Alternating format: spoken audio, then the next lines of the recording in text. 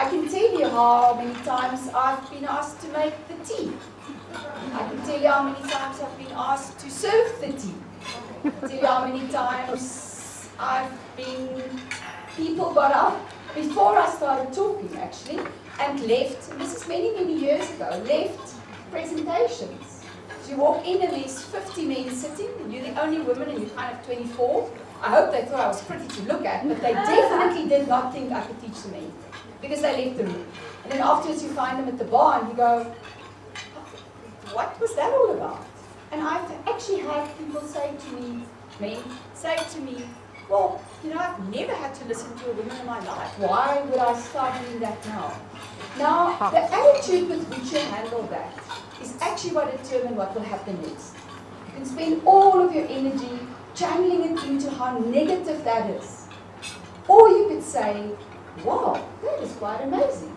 Because actually out of the 40, I now remember all those kind of body languages and things there. You were the only two who had the nerve to walk out and actually tell me why. The half of that audience probably also thought I had nothing to teach them or tell them, or I could make no difference. And that became my goal, to walk in and look around the room and go, I know who you are. I'm going to make sure that when I leave this room, you are the guys that queue up to come and chat and ask, and chat you up too, that happens. But you will be the guys that will come to me afterwards and say, wow, that was amazing. And I think it's that. It's choosing what you spend your energy on, choosing what your attitude will be. There are often times that people have said, oh, she only got the job because.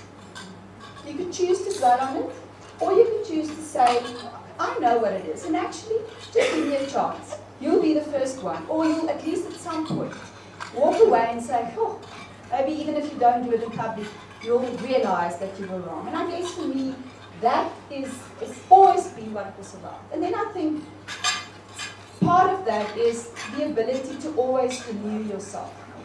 To never think that, in fact, it's kind of a known thing to say what got you here won't get you there. Which means that in your journey, as a leader in an organization, for instance, you always have to realize that the things, the trailblazing, fighting, I challenge everything. I think early on in my career, I built a reputation as a fixer and a starter. I had opportunities to start businesses, always for big organizations, or I was brought in to kind of turn things around or fix things. And then you get to a point, like I did 8 years ago when I arrived at Allan Grey, and they all look at me and they go, don't touch anything. We don't want you to fix anything because nothing's broken. We don't want you to. And suddenly I had to completely remove myself. I lost my nerve. I was like, I don't know what these people did, but why are they even, but they don't want me really. And I had to sit down and say, but what is it really that I have to offer? How can I renew myself? How can I move from being a manager, hands-on, deep in the detail, to bigger picture, leader, inspirational? How do I move from the bricklayer to the architect? From, become the visionary? And it was a very big journey for me. Some of my colleagues here that have been on that journey with me over that period of time. And it's not always easy. It means that sometimes you have to step out. And 2 years ago, I did a very brave thing. I did an international MBA. And that year, I think I slept at home probably, 60 nights if I was lucky. I did 17 overseas trips. I wrote 38 written assignments. And I graduated top of my class at the top 13 in the world.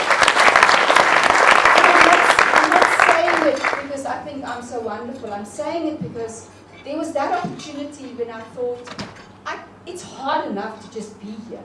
It's hard enough to be in a room of 74 international leaders and think, oh my goodness, they're going to catch me out. That imposter syndrome, I shouldn't be here.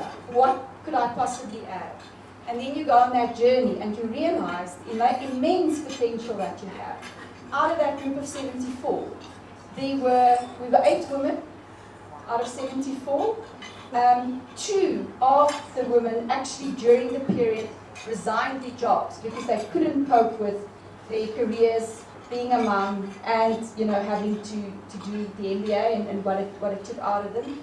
And actually, unfortunately, 2 dropped out of the course. So, in the end, out of the 8, only 6 of us graduated. But I think that's the other thing. It's not different anywhere else in the world. I work with our sister company in the UK a lot. You walk into the boardroom, it's all men. So that for me is the legacy that I want to leave in our industry. Not just in our company, but in our industry. It's every little bit of difference I can make. If I sit in that boardroom and I go, well, I worked myself up here, nobody ever helped me, then, and everybody else has got to go through that same process.